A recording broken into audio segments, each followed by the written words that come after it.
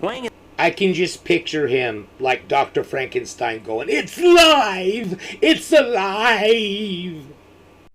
Hello, everybody, and welcome to Gene's Reviews. Reviews from a regular dude, where I do trailer reactions, I react to YouTube videos, I review YouTube channels. Occasionally, I'll review a movie, but really, I just do whatever the hell I want.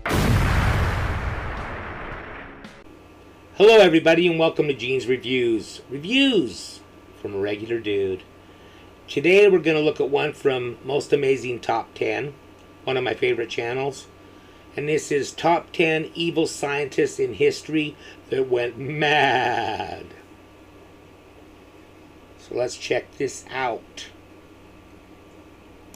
from movies to TV shows to storybooks, musicals, whatever. One of the most fun and exciting characters anyone can ever watch is an evil mad scientist. New guy. I will agree that not only are these characters fun to watch, they're also extremely fun to play. Now, the coolest part about these characters, though, is that they are actually based in some truth. Hey everyone, Dewey Stewart back and ready to give you a list that will make you second-guess making friends with that scientist friend of yours. But before we get started, don't forget that the amazing Rachel Fisher and I will be launching our brand new channel, Bumblebee, August 11th. Oh, hi. Hey Bumblebees, are you ready for the biggest top 10 channel yet? Because if you are, you need to go like and subscribe to Bumblebee right now. You can be the first one to hop on there and make a really gross bee pun, because we've been busy.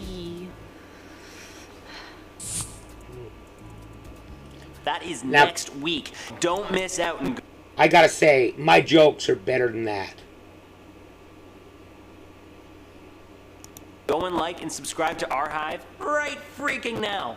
Anyway, back to Most Amazing. Today we are looking at the top 10 evil scientists in history that went mad. So turn up that Bunsen burner, throw on your evil safety goggles, and let's get to it. Starting us off at number 10, we have Giovanni Aldini.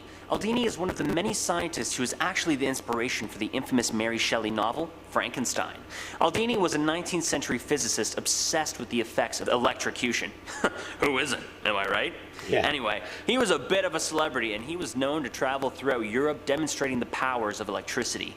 What makes this guy evil, though? Well, he was one of the first scientists to use electrical shocks on mental patients. He also enjoyed electrocuting corpses. One of his most famous acts involved him displaying a body of a hanged criminal and then shocking the body to then make the muscles contract and spasm as if the deceased was still alive. I get it. Electricity is cool, but how about a little respect for the dead? Aldini was also highly respected at the time. The Emperor of Austria even made him a Knight of the Iron Crown. Ooh, sounds evil, doesn't it? At number 9, we have Hwang Woo Suk. Hwang is I can just picture him like Dr. Frankenstein going, "It's live! It's alive!" famously known for his work creating human stem cell lines using cloned embryos from patients suffering from spinal cord injury. This major accomplishment promised an endless supply of stem cells genetically matched to patients, but it turned out to be all lies. Hwang admitted in 2006 that he was indeed falsifying data, but still claiming that he had the ability to do what he was lying about all along. The court found Hwang guilty of buying human eggs in violation of the country's bioethics laws and embezzling 830 million won, which is equivalent to $700,000 of government money.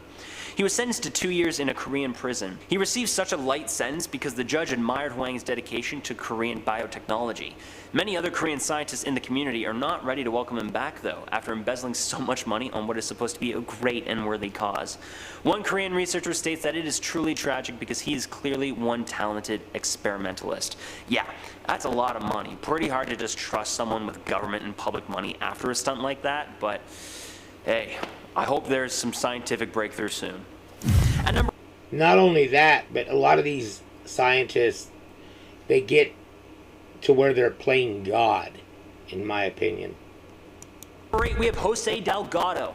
Back in the 1960s at Yale University, Professor Jose Delgado was working on some pretty scary stuff. Delgado invented one of the first ever brain chips. He was known to use these chips in bulls, monkeys, and humans. It is reported that he once stopped a charging bull in its tracks after pressing a button that activated the small chip inside the animal's head.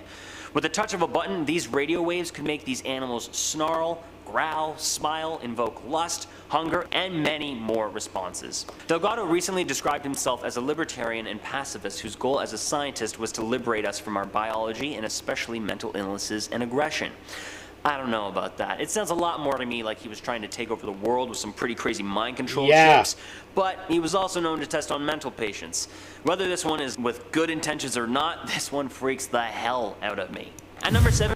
It reminds me of, like, it's just crazy. It's like you put a chip in your pit bull, and then you push a button that makes it attack. Stuff like that. That's nuts. That's... These people, I don't get it. And we have Albert Bandura. Bandura is a famous psychologist who, interestingly enough, just passed away days ago in California.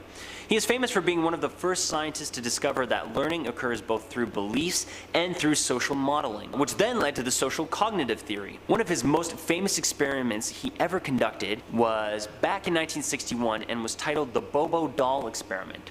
In this experiment, Bandura hired researchers to physically and verbally abuse a clown-faced inflatable toy in front of many preschool-aged children, which, when the adult researchers left and the children were left alone with the already beat-up doll, the children took on the attitudes of the adults and began yelling and beating up the doll as well.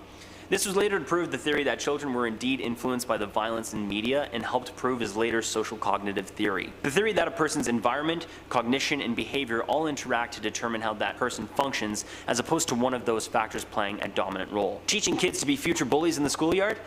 Pure monkey see evil, pure monkey do evil. At number 6, we have Craney Landis. Landis was a graduate student at Minnesota University back in 1924. He asked his other graduate students to assist him in conducting an experiment in understanding if we humans all react similarly in different emotions. So, he painted specific lines on each individual's face and then got them to react to certain stimuli. At first, the experiment was harmless. He would record each of their faces as they listened to music, smell ammonia, read passages from the Bible, tell a lie, little things like that. But seeing no real results, he decided to up the ante.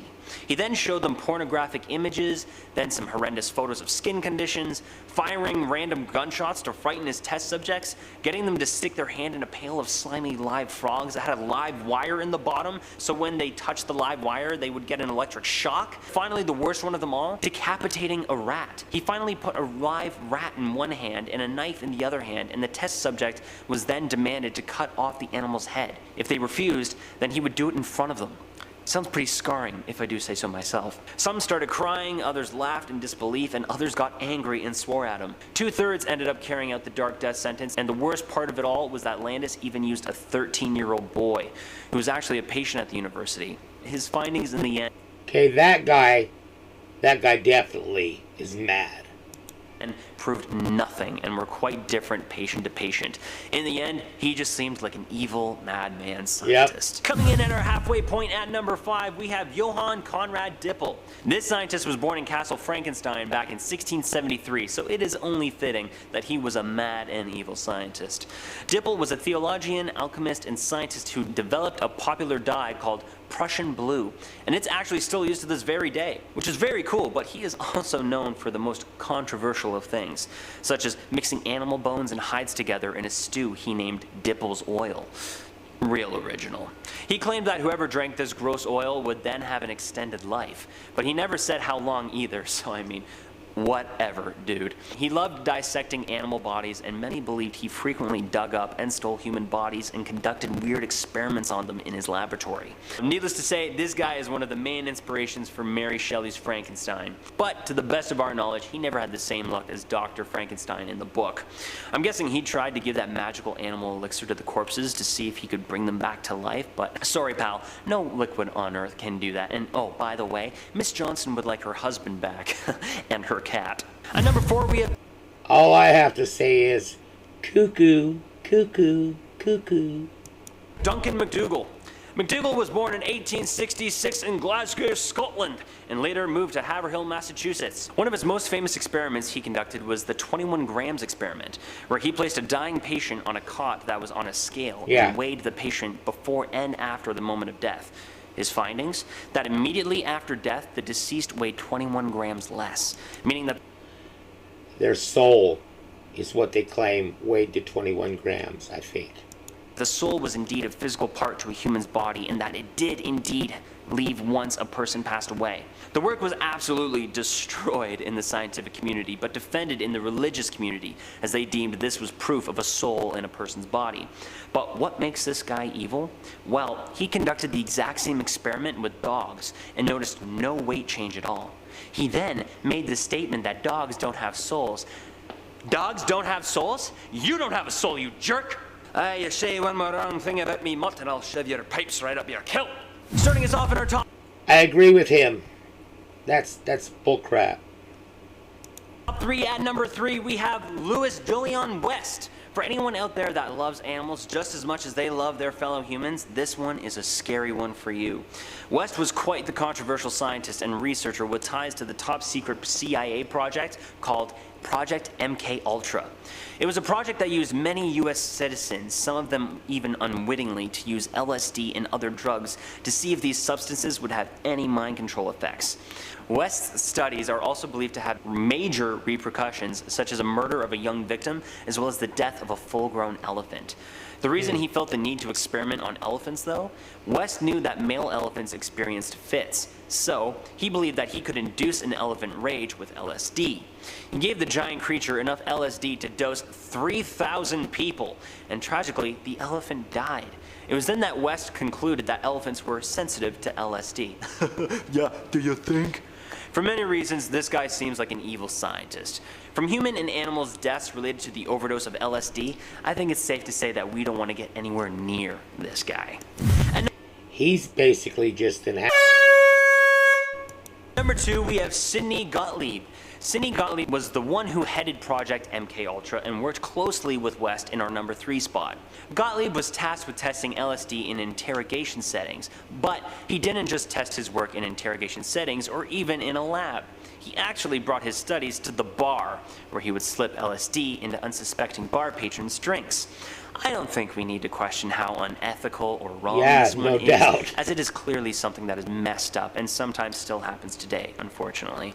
But this video is titled Evil Scientists in History Who Went Mad, and I think this is a pretty good proof that this guy was off his freaking rocker. And finally, coming in at our number 1 spot is most definitely the most evil scientist of them all. This is Joseph Mengele.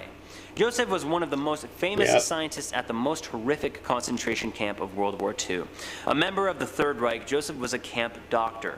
He was known to be one of the doctors to select the poor people who were to be sent to the gas chambers, and he even went as far as volunteering for more and more shifts when he could. He also conducted many torturous and inhumane experiments on prisoners of all ages. After the war, Joseph escaped to Argentina and was never captured by the authorities. He did, however, drown in 1979 in Brazil. While many on this list were half-jokingly evil and gone mad, I think anyone who takes pleasure in sending large numbers of people to their doom is most definitely evil, and I think mad just goes hand in hand with this one. Anyway, that has been our top 10 evil scientists in history. Yeah, yeah, he's the worst. Pure evil. He's paying for it now, I think. I like this guy. Never seen him before on this channel. I think he's really good. So I'll be watching for him some more. You know, I quit my job at the helium gas factory. I refuse to be spoken to in that tone. Thank you, everybody. Make sure you like, comment, subscribe, hashtag Mean Gene, all that fun stuff. And if you like this video, tell all your friends, leave a comment down below. And if you didn't like it, then just shut up. And I will see you next time.